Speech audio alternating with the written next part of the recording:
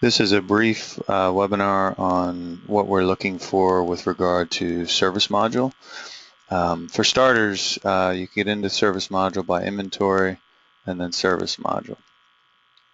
When I'm in a store as a manager or a district manager, I'm listening to the staff. So if someone calls in with a problem, I want to listen to how that's handled first of all, and then make sure that every problem, no matter how small, no matter how big, no matter what's going on, I entered in the service module. I use the example even in a situation, a simple situation like a customer calls in with a problem with their remote control. Hey, I have a TV, my remote control won't work. The employee talks them through, hey, did you check the batteries? Customer says, oh, wow, I didn't think of that, tried the batteries, boom, it works.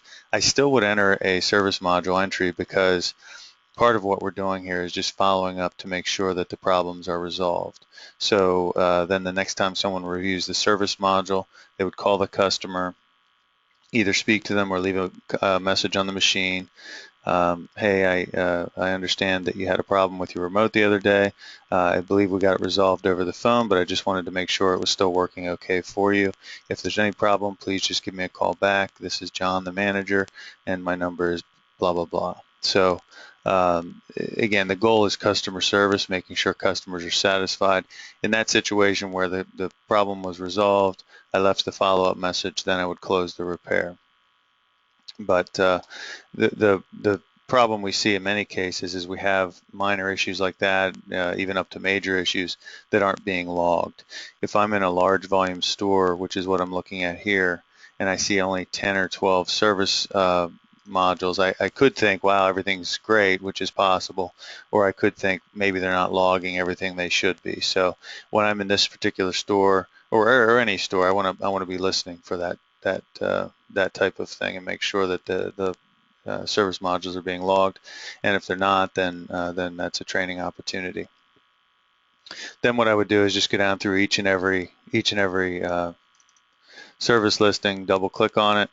I look at the problem, and then see what's going on now. So in this particular case, find out the laptop power's on, but the screen doesn't show anything. It has a series of beeps. And then here we have attempted to perform a battery pop. This did not work. We'll need to send down to the transfers next week. So now you see the date here was July 3rd. Today's date is July 7th. So the next entry should be whenever they do send this to the warehouse, the next entry should be sent to warehouse on such and such a date. We should also be moving this. So there was a request for service, which was, it was actually in the store. So, you know, probably the same day was when we actually received it for service. Okay, and then when we deliver it to the shop, which I imagine will be today or tomorrow, we would go ahead and make sure the date's correct and then hit next, and that tells us that it's at the shop, and I would also select the shop. In this case, the shop would be the Magic Warehouse. So I would just go like that, and then save this. And then that way I always have everything up to date.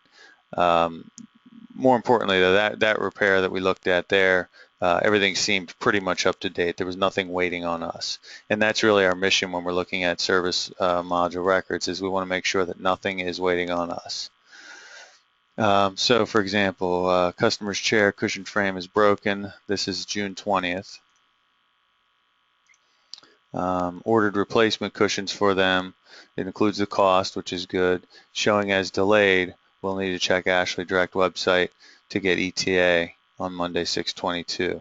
Now this is the last note I see. First of all, we don't have the dates in correctly, but more importantly, this should have been checked 6 or 8 times since then, because we should be checking these, reviewing them every 2 to 3 days.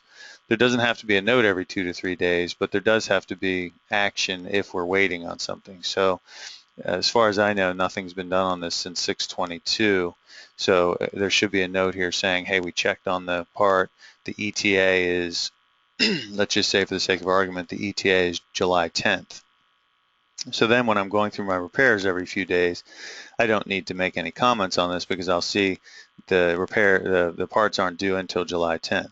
Now, when July 10th or 11th rolls around and I still don't have the parts, then I want to make sure I'm checking in on, hey, what's the holdup? What's the new ETA? And if the ETA now shows August 10th or something like that, I want to be on the phone with the sales rep or the company and find out how I can expedite that. And in fact, anytime there's a delay, we really need to work through our sales reps, through our buyer. So if you aren't having any luck, then make sure you email buyer, and we can help you with that because our sales reps are usually pretty helpful since they want more orders on things like that. Next step.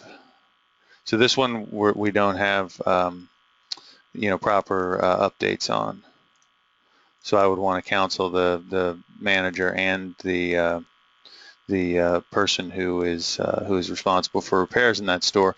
What I would do is make a list of these and then go through them quickly with the staff who's responsible, just to make sure they understand the requirements. So just looking at a few more of these to give you a better idea.